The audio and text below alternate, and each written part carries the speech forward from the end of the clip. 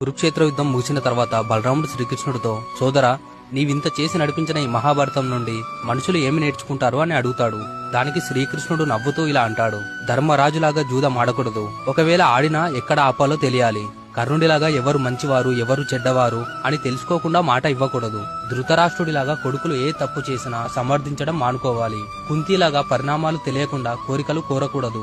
ద్రౌపదిలాగా ఎక్కడ పడితే అక్కడ నవ్వకూడదు. దుర్యోధనుడిలాగా పరాయి వాళ్ల మాటలు గుడ్డిగా నమ్మకూడదు. పాండురాజులాగా కామవాంఛతో ఉండకూడదు. భీష్ముడిలాగా ఆలోచించకుండా మాట ఇవ్వకూడదు. దుశ్శాసనుడిలా ఆడవాళ్ల శీలాన్ని అవమానించకూడదు. అశ్వత్థాముడిలా గర్భంలోని శిశువును చంపాలనుకోకూడదు.